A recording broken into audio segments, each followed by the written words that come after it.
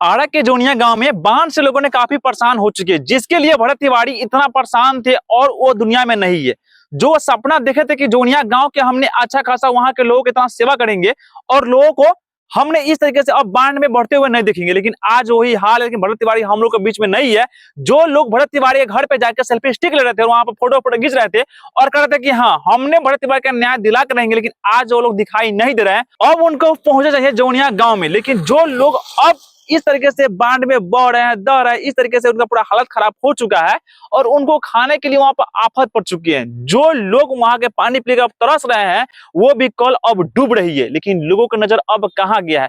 अरे वो लोग आइए मदद करनी है। बात करते हैं टाइगर यादव के बारे में, तो ये लोगों को इतना वहां मदद कर रहे हैं, वहां पे लोगों को गैस दे रहे हैं, खाना पीना दे रहे हैं और राशन भी दे रहे हैं।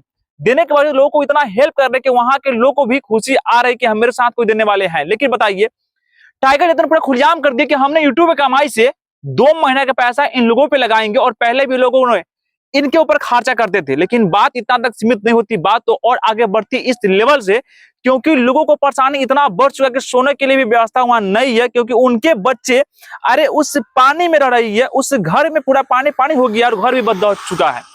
बस मैटर आगे इस लेवल बढ़ते जा रहा है, क्योंकि वहां पे हर घर में सांप निकल रही। बताइए, अगर किसी का सांप बाइट कर लेता है तो उन लोगों को कितना परेशानी होगा, क्योंकि वहां से निकलने के लिए 5 किलोमीटर अरे बाहर निकलने में टाइम लगेगा। जो वहां से निकलेंगे लोग हॉस्पिटल में, तब तक उनके बच्चे का हालत खत्म हो जाएगा, मतलब समझिए डेड हो जाएगा।